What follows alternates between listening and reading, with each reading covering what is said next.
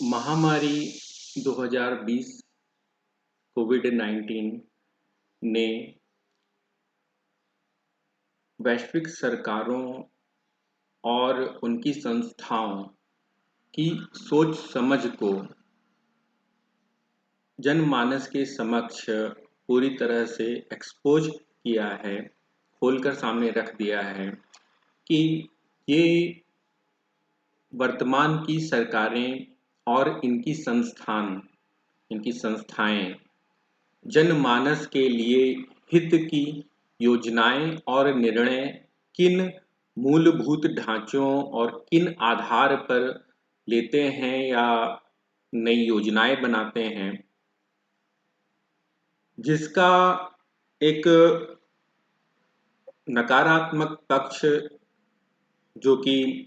स्वास्थ्य सेवाओं से संबंधित आज हम अवलोकन कर पा रहे हैं।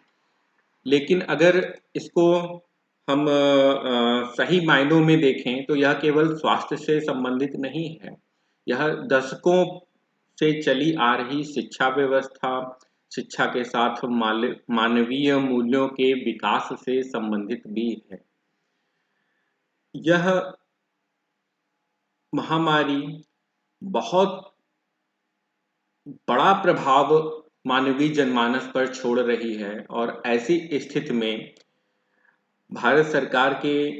विज्ञान विभाग के सचिव का यह कथन कि उनके पास एक भी ऐसा इनपुट नहीं था कि कोविड-19 की विभीषिका का स्तर इतना भयावह है, यह कथन अपने आप में भारत सरकार या भारतीय विज्ञान विभाग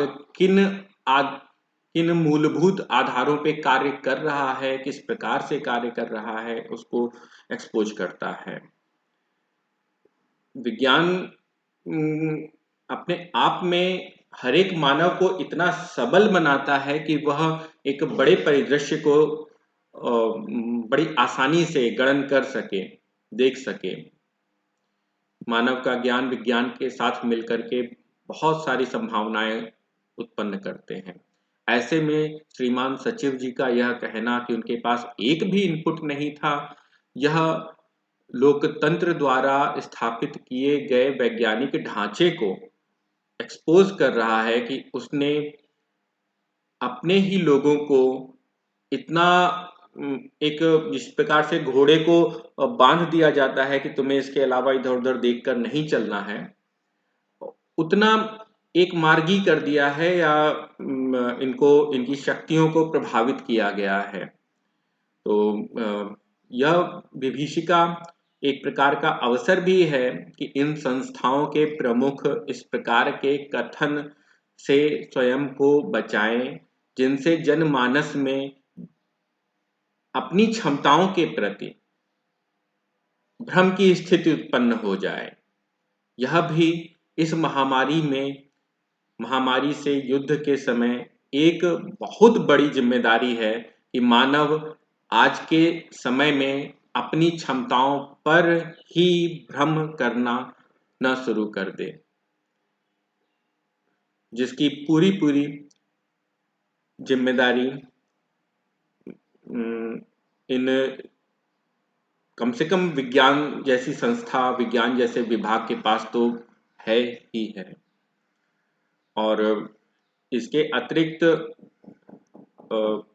कोविड-19 लोकतंत्र को आत्म अवलोकन करने का एक बहुत बड़ा अवसर देता है कि जिन व्यवस्थाओं के अंतर्गत लोकतंत्र अपना विकास कर रहा है, वह आज जनहित में पूरी तरह से भविष्य को लेकर के लोगों को आश्वस्त करने में असफल हैं। तो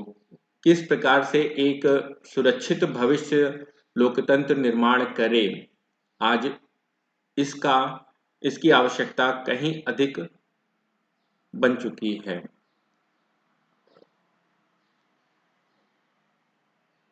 एक उज्जवल कार्य योजना और सकारात्मक कार्य योजना की कामना करते हुए मैं अपनी बात को विराम देता हूँ। धन्यवाद।